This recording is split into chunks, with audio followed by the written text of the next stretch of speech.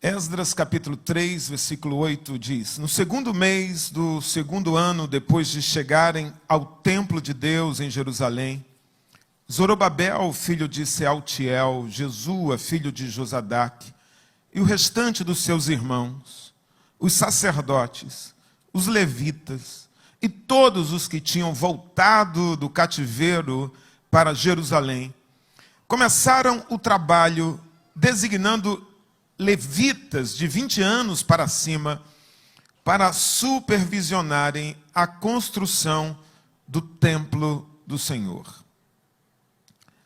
Jesua, seus filhos e seus irmãos, e Cadmiel e seus filhos, descendente de Odavias, e os filhos de Enadade, e seus filhos e seus irmãos, todos eles levitas, uniram-se para supervisionar os que trabalhavam no templo de Deus.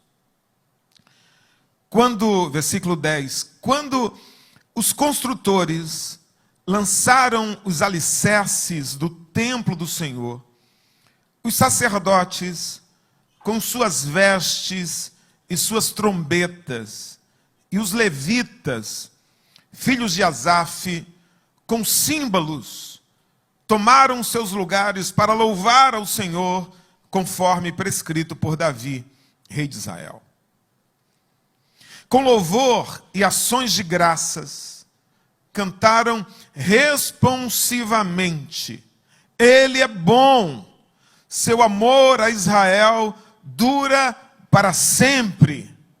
E todo o povo louvou ao Senhor em alta voz. Louvou ao Senhor em alta voz, pois haviam sido lançados os alicerces do templo do Senhor. Versículo 12. Mas muitos dos sacerdotes, aqui é o ponto controverso, eu quero que você preste atenção nesse verso.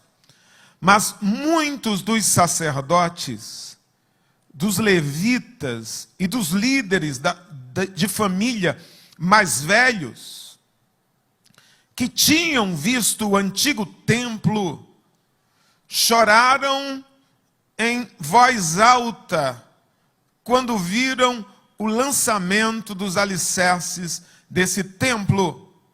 Muitos, porém, gritavam de alegria. Olha o versículo 13. Não era possível distinguir, diferenciar entre o som dos gritos de alegria e o som do choro, pois o povo fazia enorme barulho, e o som foi ouvido a grande distância. Você pode dizer amém? O conhecidíssimo texto de Eclesiastes, capítulo 3, diz que há tempo de chorar e há tempo de sorrir. Obviamente que Salomão está falando de dois tempos diferentes, de tempos marcados por circunstâncias diferentes, por fatos diferentes, né? Uma pessoa em estado normal, estado mental normal, ela sabe diferenciar qual é um tempo de sorrir e qual é o tempo de chorar. Esse texto aqui, esse texto, né?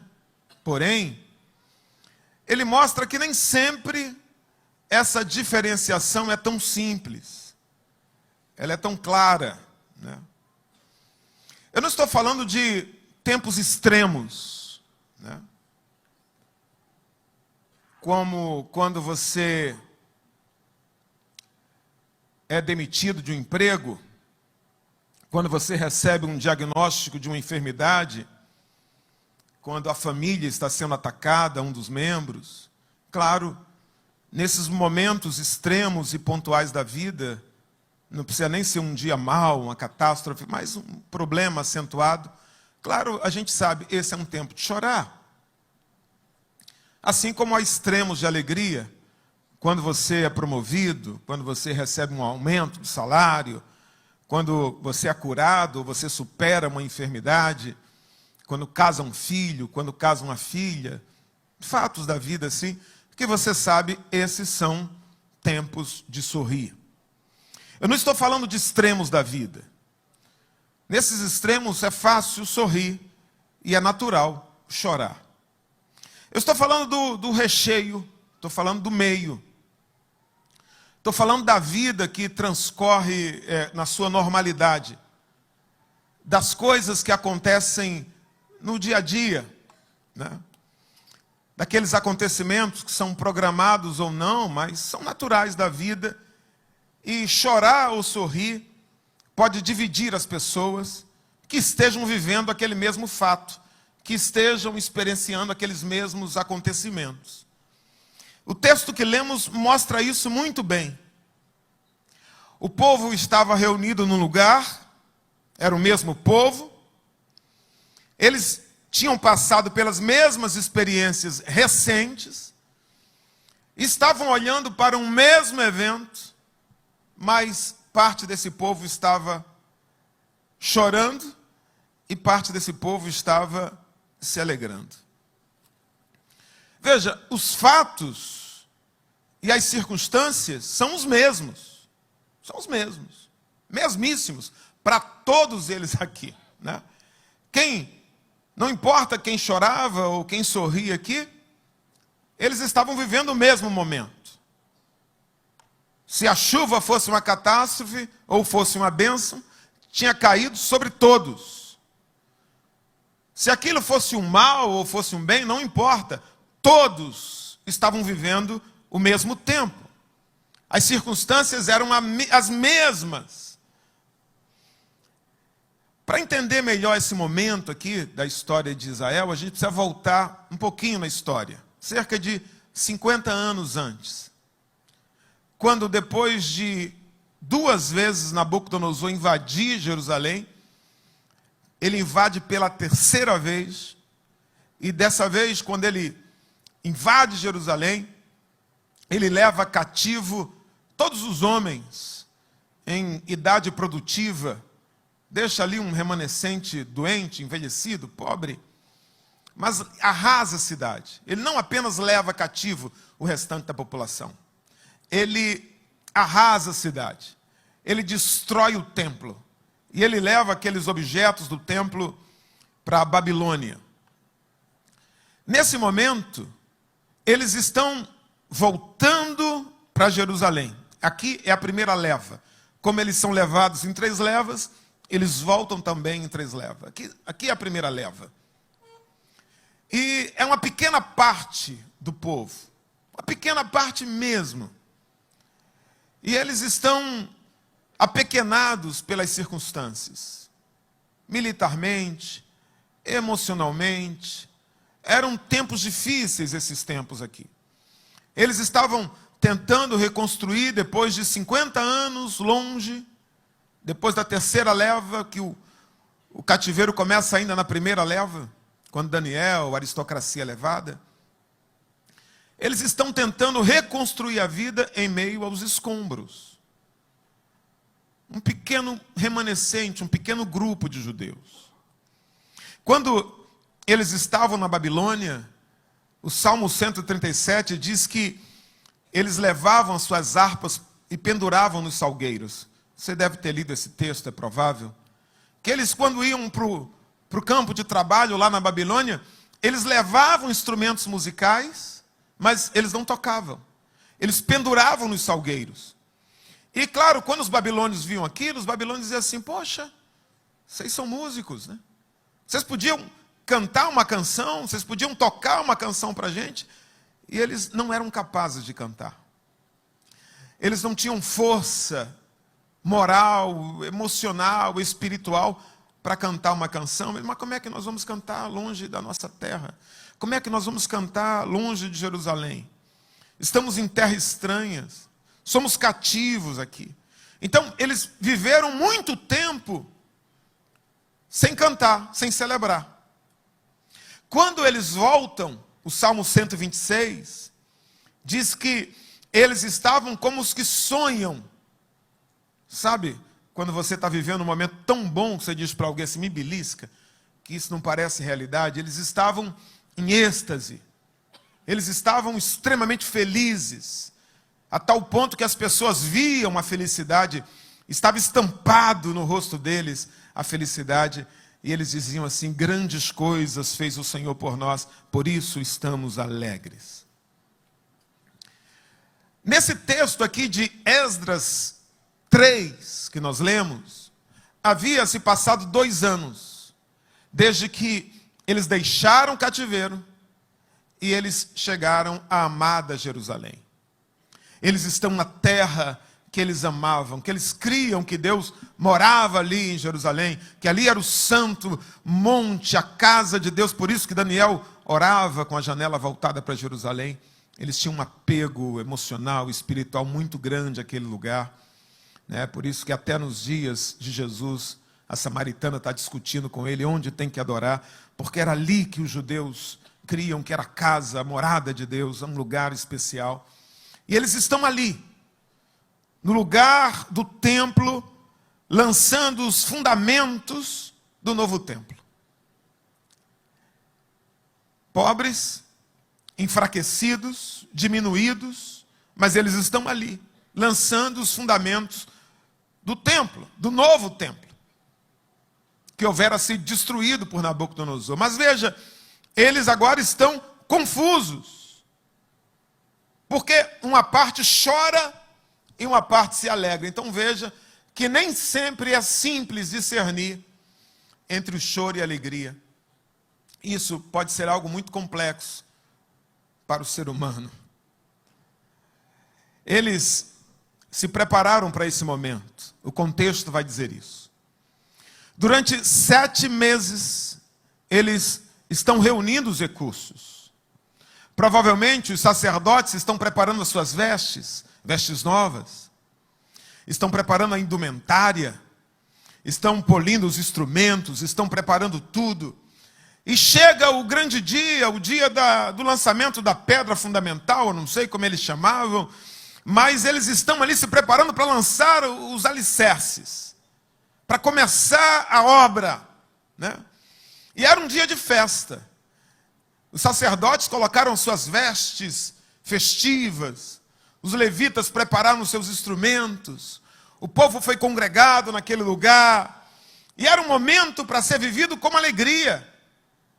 Então eles estão cantando, eles estão celebrando, mas alguns estão ali vivendo aquele momento, mas estão chorando, estão gritando de tristeza, gritando. E é interessante que a Bíblia diz que eles fazem isso na mesma intensidade. Que coisa! Tanto aqueles que estão louvando de forma efusiva, como aqueles que estão chorando de forma intensa. De maneira que quem estava passando ali por perto não saberia discernir se aquele era um mistério de canto ou um mistério de pranto. Porque tem isso, né? Não, tem um mistério para te entregar. Eu pergunto, é de canto ou é de pranto? Ali ninguém saberia dizer, porque eles estavam chorando e se alegrando na mesma intensidade. Por que isso estava acontecendo, pastor? Porque eles estavam olhando para o mesmo fato com óticas diferentes. Eles estavam olhando para as mesmas circunstâncias, mas com um olhar, uma percepção diferente. A percepção é que fez a diferença. Você pode dizer isso? Diga, a percepção é que faz a diferença. É isso aí. É como percebe. É como olha, é como elabora, é como sente. Né? Então, o que diferenciava os que choravam dos que se alegravam? A percepção. Como está vendo aquilo que está acontecendo. Como eles estão vivenciando aquele momento. Então, a percepção diferente estava levando uns a se alegrarem e levando outros a chorarem na mesma intensidade. Quem chorava, ali chorava por 3 razões ligadas entre si. como degraus de uma escada, né, em descida. Um degrau que leva a outro, que leva a outro. Primeira causa, eles estavam chorando. Primeira causa é porque eles estavam fazendo comparação. Comparação. Isso aqui é o primeiro motivo. Né? A diferença era gigantesca, irmãos. Quando eles comparavam as pedrinhas que eles estavam colocando nesse novo templo com as pedras do templo de Salomão, de até 3 metros, pedras gigantescas, importadas. Quando eles comparavam a grandiosidade do templo de Salomão, a riqueza, né, a grandeza, e eles olhavam para aquela pequenez, para aquela simplicidade, e o novo templo perdia em tudo. Então eles danavam a chorar. Eles estavam comparando. A segunda razão, eles estavam desprezando o início humilde. Quem fala sobre isso é Zacarias, capítulo 4, versículo 10. Zacarias fala sobre esse momento, Ageu também fala sobre esse momento. Diz para não desprezar o dia das coisas pequenas. Está falando desse momento. Aquilo que eles estavam vendo, escute, estava muito aquém, muito abaixo das expectativas. Eles ficaram 50 anos sonhando em reconstruir o templo, mas o templo de Salomão. Eles estavam pensando em reconstruir o templo, mas aquele templo. E quando eles veem aquele início humilde, pronto. Eles desprezam aquilo. A expectativa, estava falando ali dentro agora, dos pastores, é a mãe de toda frustração. Né? Por isso que a Bíblia fala de esperança. Esperança alegra. A expectativa, ela frustra. Então eles estavam chorando porque era um início muito humilde em relação ao que eles esperavam. Terceira razão do lamento, eles estavam olhando para o que faltava.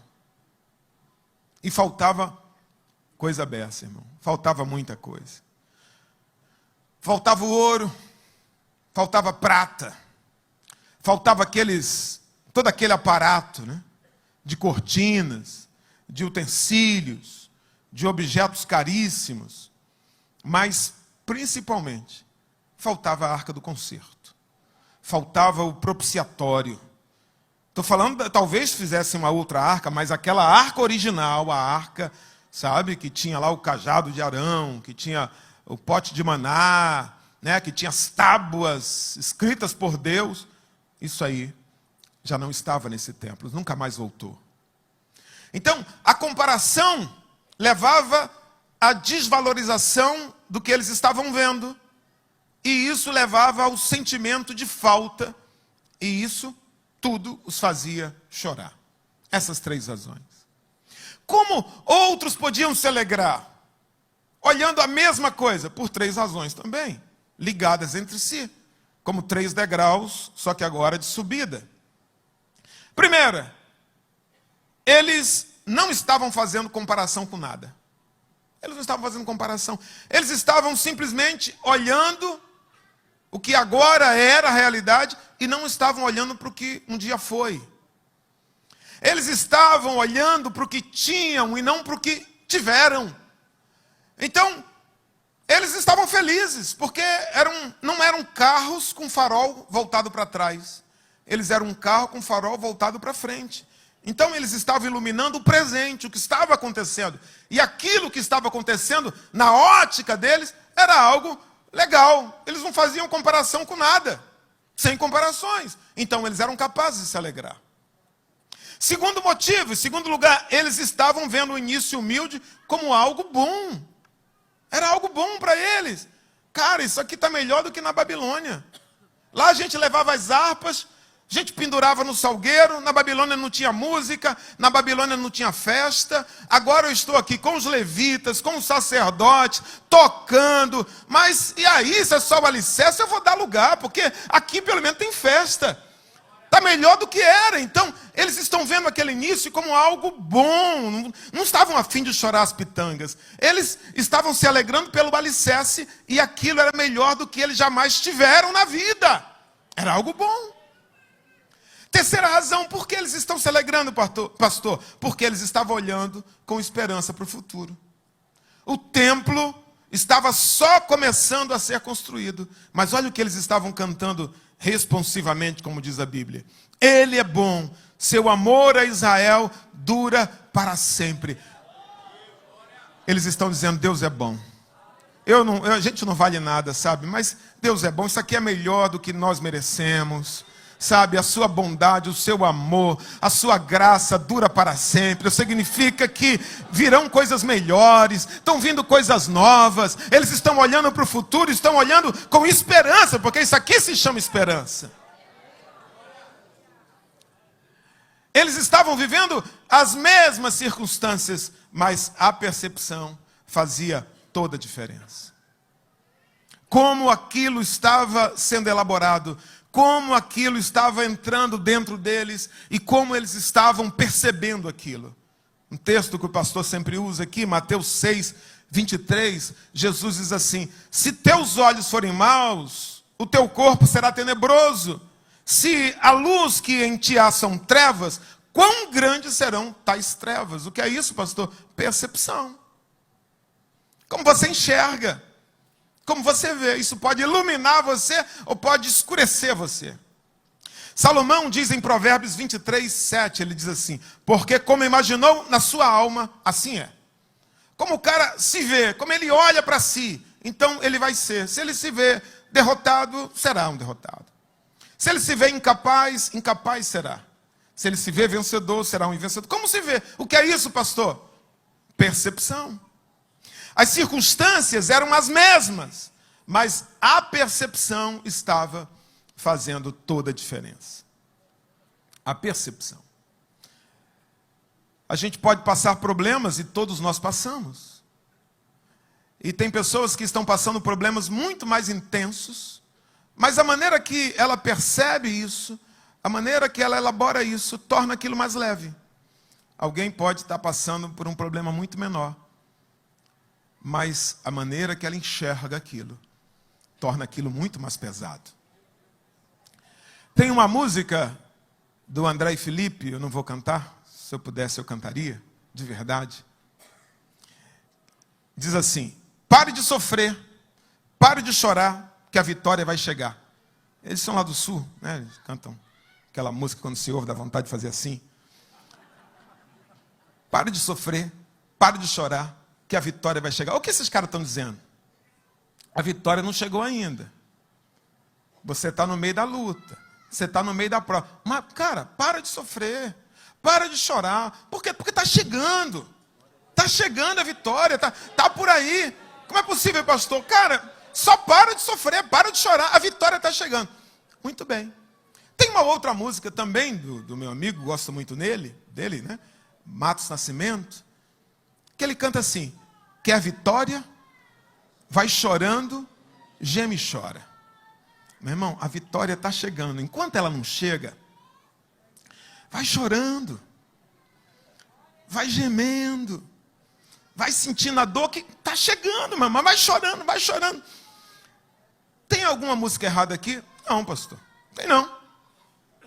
De verdade, nenhuma das duas está erradas. Mas veja, é a nossa percepção dos fatos que vai determinar qual será o hit da nossa vida.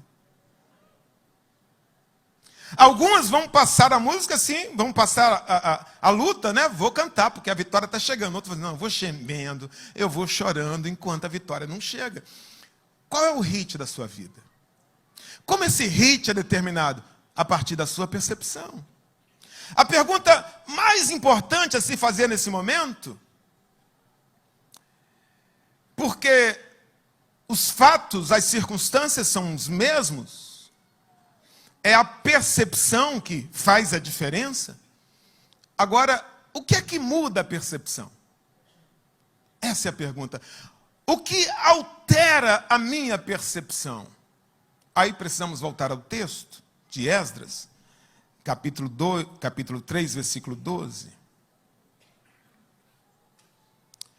Mas muitos dos sacerdotes, dos levitas e dos líderes de família mais velhos, diga mais velhos, que tinham visto o antigo templo, choraram em alta voz em voz alta, quando viram o lançamento dos alicerces nesse templo.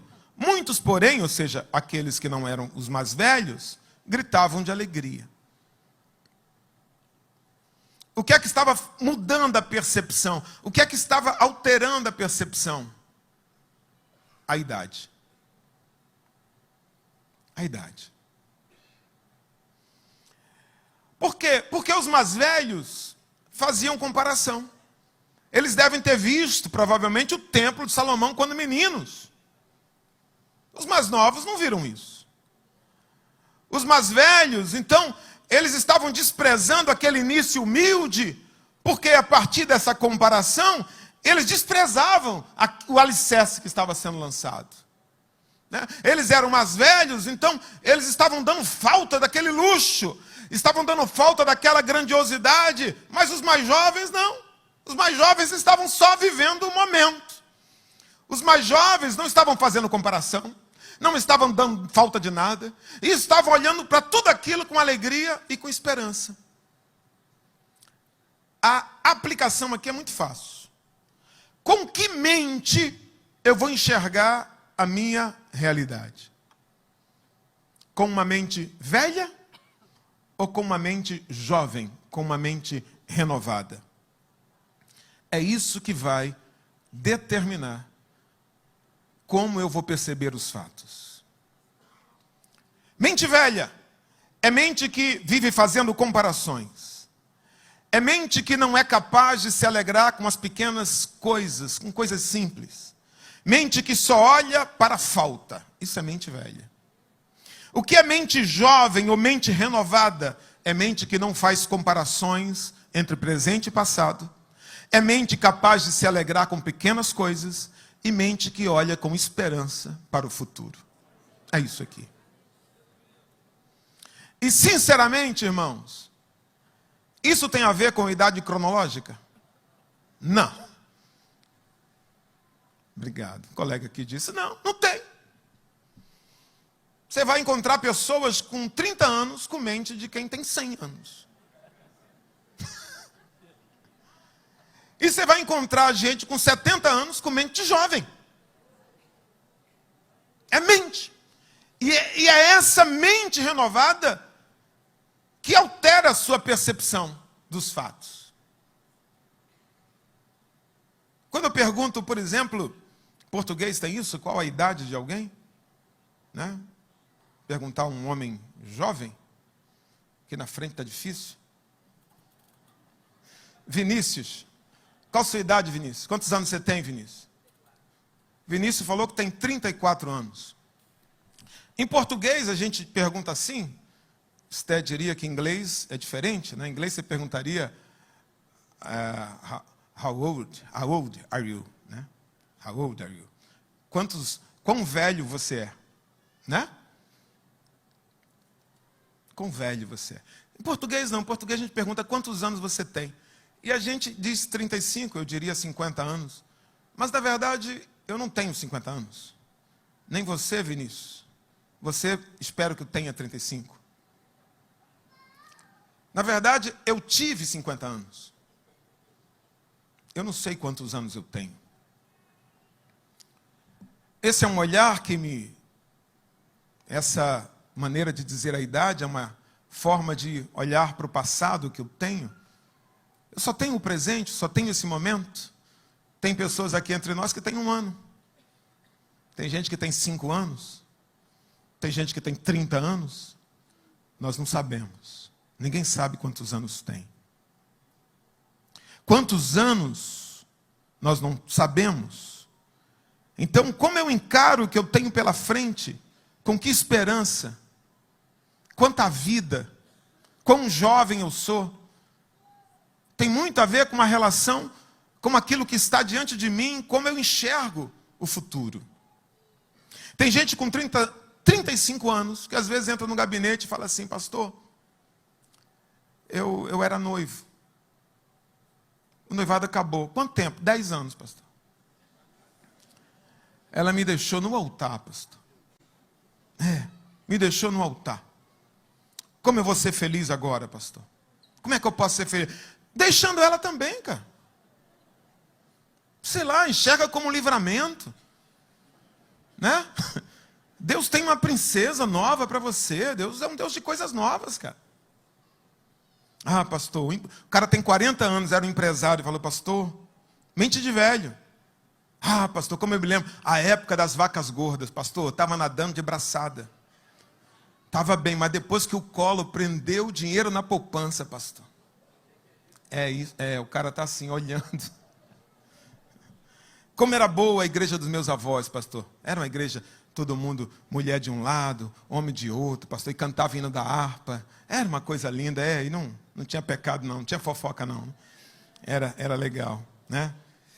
Ah, que tempo bom, pastor, aquele tempo que eu vivia, eu era magrinha, eu era novinha, Felisberto era vivo, né? Irmã, Felisberto morreu, irmã. Deve ter um xureque aí no raio de 10 metros, cheio de amor para dar, procurando aí uma princesa. Tem gente olhando o passado, olhando o que teve, olhando o que viveu, e se lamentando. E independente da idade, quem olha para a vida assim, tem uma mente velha. E tem gente com 65 anos, conheço, iniciando uma faculdade. Os vossos velhos sonharão. Está sonhando. Sonhando, cheio de sonhos. E quem é capaz de sonhar é jovem. Como você pode manter uma mente jovem não viver fazendo comparações? Porque toda comparação entre presente e passado, toda comparação entre você e um semelhante, né, são caminhos que você deve evitar. Porque são caminhos que vão produzir tristeza ou que vão levar você ao pecado. Eclesiastes, capítulo 7, versículo 10, olha o que diz. Nunca digas, porque foram os dias passados melhores do que estes. Porque nunca com sabedoria isso se perguntaria. Não faz. Salomão está dizendo, não faz esse tipo de pergunta, não. Não vive esse tipo de saudosismo, não. Não faça comparações entre o que você está vivendo agora e o passado. Por quê? Porque Deus está fazendo coisas agora nesse momento. Deus está realizando coisas na sua vida que, se você ficar olhando para o passado, você simplesmente não vai ver. E isso vai tornar você um ingrato. Porque o ingrato é aquele que não reconhece, que não percebe o que está recebendo. E toda comparação com outra pessoa também é algo ruim. Todo pecado, nesse sentido, tem a ver com comparação. Não há nenhum problema em você se considerar bom em alguma coisa. Em você reconhecer as suas qualidades. O apóstolo Paulo faz isso nas suas cartas. Se declarando apóstolo, declarando o que sofreu, o que fez, o que lutou. Agora, quando você se compara, eu não sou lá como aquele publicano, pronto, aí é orgulho. O orgulho não é ter amor próprio. Quando você gosta do que você tem, o que você faz. O orgulho começa quando existe comparação. Assim como quando você reconhece as suas limitações, as suas deficiências, o nome disso se chama humildade. Mas quando você se compara, então é autocomiseração, isso aí é autodepreciação e é ingratidão. Então toda comparação entre presente e passado gera ingratidão, gera pecado. Não faça comparações. Qual outra forma de você manter a mente jovem? Alegrando-se com pequenas coisas. Isso aqui é um segredo bacana.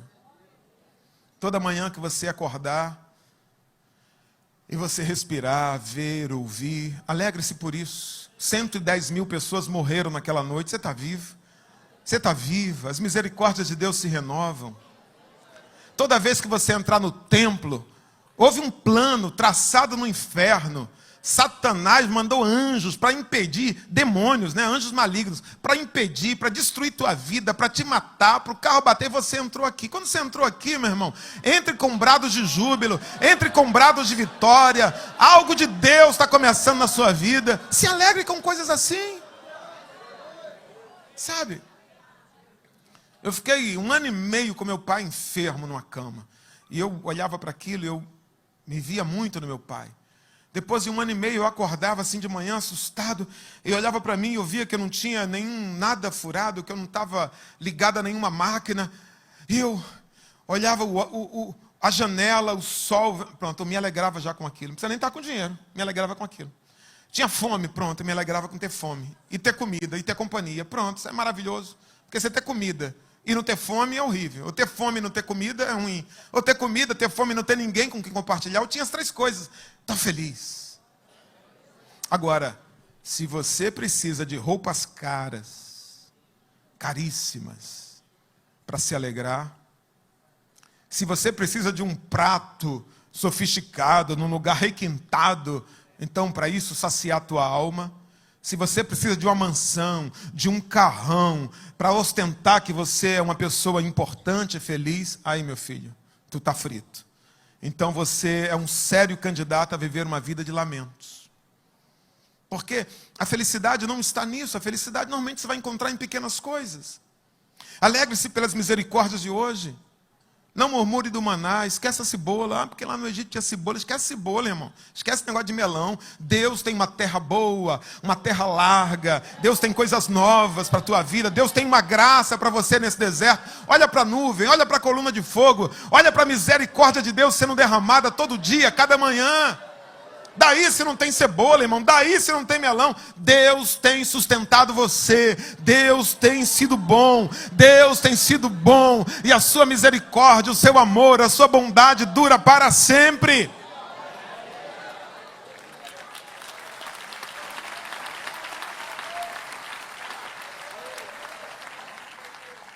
Claro que a gente tem que lutar para mudar as circunstâncias. Claro que a gente tem que lutar para mudar as realidades que a gente vive. Mas as circunstâncias não são uma prioridade do reino de Deus. Sim, o meu interior. Porque o fato de mudar as circunstâncias de alguém não significa que muda alguém. Na época agora da política você vai ver isso. Se um político der uma dentadura para um cara e der uma casa nova, né? E der ingressos para o sambódromo, ele só vai ter um cara com um novo endereço, um sorriso melhor, e ele vai ter um momento de alegria, mas não mudou a vida dele. Só vai mudar a vida dele se der conhecimento, se der educação, se colocar os filhos dele para estudar na mesma escola que o filho do político. Aí sim, aí muda. Agora calçar uma rua, dar uma roupa, dar uma bicicleta, dar uma dentadura, isso não muda. Muda a circunstância, mas não a pessoa. Toda mudança tem a ver com algo interior, com a mente. Deus tira o povo do Egito, Deus muda as circunstâncias. Deus leva eles pelo um deserto de maneira milagrosa, Deus opera nas circunstâncias. Deus chama eles de meu exército, para Moisés, vai lá no Egito, trazer o meu exército. Mas eles continuam se vendo como insetos, eles continuavam com síndrome de escravos, e eles continuavam presos a lembranças do Egito. Nada mudou. Nada mudou. Porque Deus não mudou o interior deles. Mudou as circunstâncias. E eles conseguiram conquistar o que Deus tinha para eles? Não. Para que a terra prometida fosse conquistada, o que teve que acontecer? Toda aquela geração teve que morrer. Porque eles não foram capazes de mudar a percepção. Eles estão diante da promessa de Deus, mas eles estão vendo dificuldade. Eles estão caminhando para frente, mas olhando lá para o passado que tinham no Egito. E eles não estão vendo, não estão conseguindo olhar com esperança para aquilo que Deus tinha para eles. Então Deus faz com que toda aquela geração morra. Deus levanta uma outra geração nascida no deserto. Uma geração que não conhecia o Egito. Uma geração que não estava olhando para trás. E somente com essa nova geração, com uma mente nova, Deus poderia conquistar o que Ele tinha para aquele povo. Dar para aquele povo aquilo que Ele tinha prometido. Por isso, a proposta do Evangelho nunca foi mudar as circunstâncias.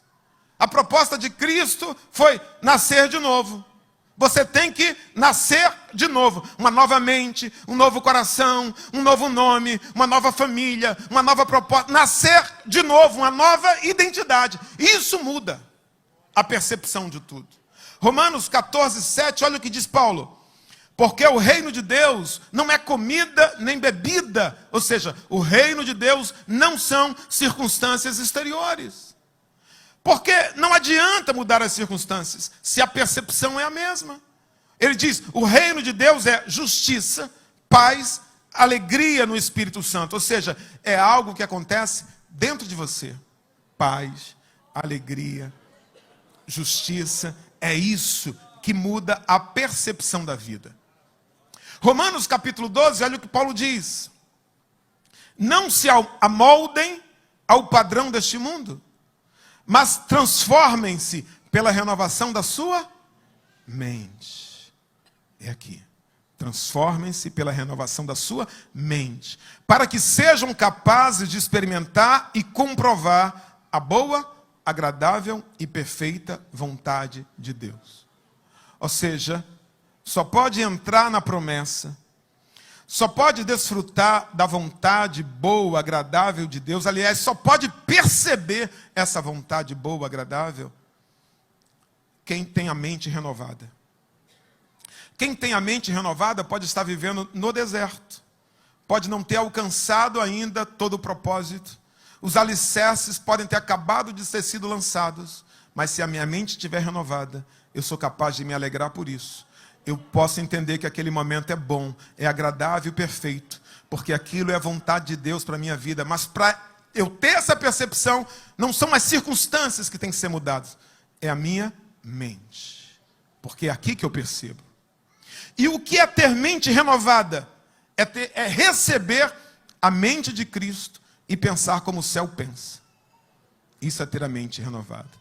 É receber a mente de Cristo e pensar como o céu pensa. E como o céu pensa? O céu pensa como esses jovens de Esdras capítulo 3. Com alegria e com esperança. Eu gosto de olhar para o céu a partir da perspectiva de Lucas capítulo 15, versículo 10. Quando Jesus diz assim: vos digo que há alegria diante dos anjos de Deus por um pecador que se arrepende. Jesus está descortinando algo aqui sobre o céu, inédito. Ninguém nunca disse que isso tinha acontecido no céu. Jesus está dizendo, eu vou dizer uma coisa para vocês. Sabe quando um pecador desse se arrepende? Tem festa no céu. Tem alegria no céu. Eu cresci ouvindo, dizendo que o céu é um lugar silencioso e paradão. O céu é um lugar de descanso. Provavelmente a teologia medieval dos caras que viviam até 40 anos de idade, porque morria, depois disso trabalhava 7 dias por semana, 14 horas por dia. O cara quer ir para o céu para quê? Para descansar. Pô. Então eles escreviam que o céu é um lugar de descanso. Então eu sempre li os livros de teologia dizendo, o céu é um lugar de descanso, de paz, um anjinho tocando harpa, e aquele, por onde eu imaginava, tinha um quadro com um anjo assim, ó. Não pode ter barulho. Mas veja, não é isso que Jesus está dizendo aqui. Jesus está dizendo que o céu é um lugar festivo. Precisa quantas pessoas para ter festa no céu? Deus disse assim, olha, a cada 1000 pecadores que se converterem, se prepara aí, fica contabilizando. Quando 1000 se converterem, faz uma festa. Não, irmão. O céu diz assim, ó, um se converteu, tem festa. Alegria, alegria, alegria. Um se converteu, alegria. Agora, pensa comigo, irmão. Sábado no Brasil, já é domingo no Japão. E domingo tem o que no Japão? Tem culto. E se tem culto, tem gente se convertendo. E se tem gente se convertendo, tem festa no céu. É sábado aqui, mas já começou lá. Aí você vem. Austrália, igreja grande, irmão. Tem culto no domingo na Austrália? Tem. Tem conversão? Tem. Tem festa no céu? Tem. Aí você vem. Coreia, tem igreja? Tem. China, tem igreja? Tem. Índia, tem igreja de conversão? Festa. E tem festa, irmão. Você vai chegando ali, ó, no leste europeu, festa. Você vai chegando na África, festa. Conversão, festa. Na Europa, conversão, festa. Ilhas Madeiras ali, conversão, festa. Aí tem um intervalozinho assim, mas no Atlântico tem navio, tem culto também. Tem gente se convertendo, tem festa. Aí chega no Brasil, tem gente se convertendo e é festa. Aí já é segunda no Japão aqui, agora chegou domingo. Irmão, mas tem festa, a festa continua. Aí chega nos Estados Unidos, festa, aí vai festa, aí festa na América do Sul, e festa no Chile, tem festa no Havaí, irmão, no Havaí, aí já, Japão já é segunda, terminando o dia. É uma rave celestial de festa, irmão. É festa, 2 dias de festa, irmão. Festa, o céu é um lugar festivo.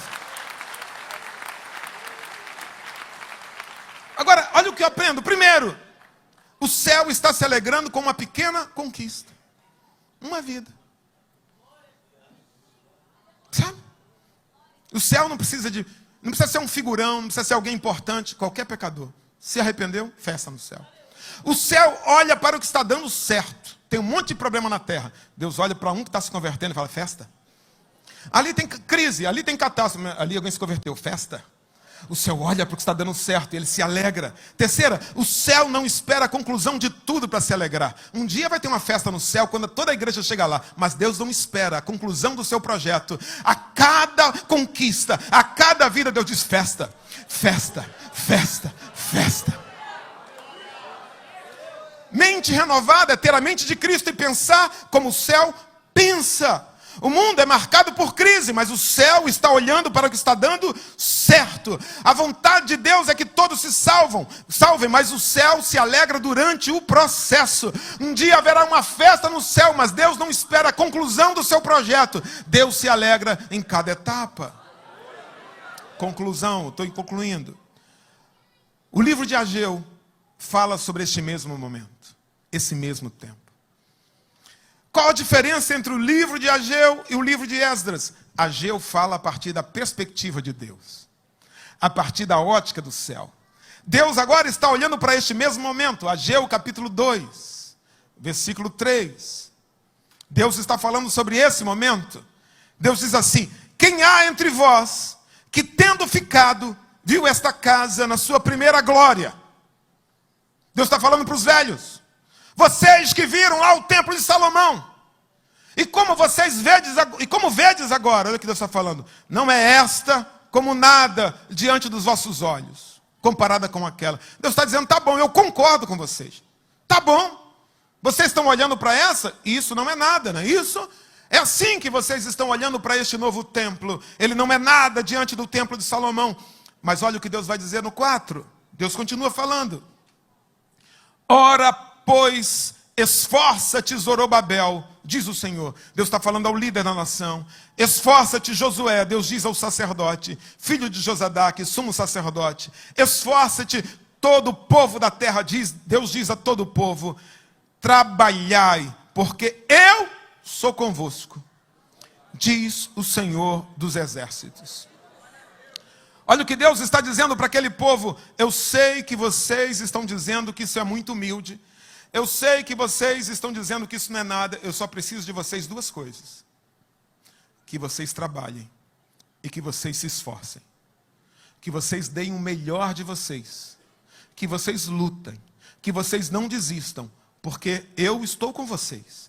Eu estou com vocês. Agora, olha o que Deus vai dizer, isso aqui é lindo. Olha o que Deus está dizendo para eles no versículo 8 e no versículo 9. E Deus está falando para alguém aqui já nessa noite. Olha o que ele diz. Minha é a prata, meu é o ouro, disse o Senhor dos exércitos.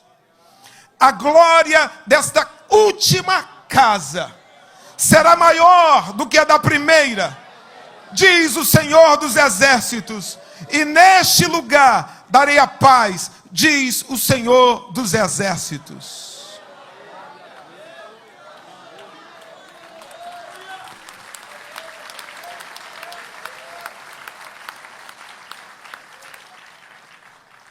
Esse texto está dizendo por que você pode se alegrar. Você não precisa se alegrar porque você tem todos os elementos que você precisa. Você não tem que se alegrar porque você tem todos os recursos que você precisa. Você não tem que se alegrar apenas quando você realizar o teu projeto, o teu sonho. Você pode se alegrar porque o Deus que é dono do ouro e da prata, o Deus que tem todos os recursos, o Deus que tem todos os elementos, Ele está dizendo para você nessa noite, eu sou dono do ouro e da prata, eu estou com você, e eu garanto que a glória desta última casa será maior do que a primeira. Você vai viver o que você nunca viveu. Você vai experimentar o que você nunca experimentou. Trabalhe, se esforce, se alegre. Olhe com esperança, porque eu vou fazer aquilo que você nunca viveu. Eu vou lhe dar aquilo que você nunca recebeu. Você não depende de circunstâncias. Quando eu estou com você, é isso que Deus está falando.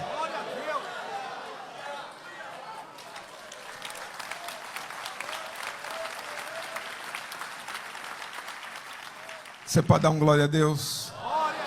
Que Deus te abençoe.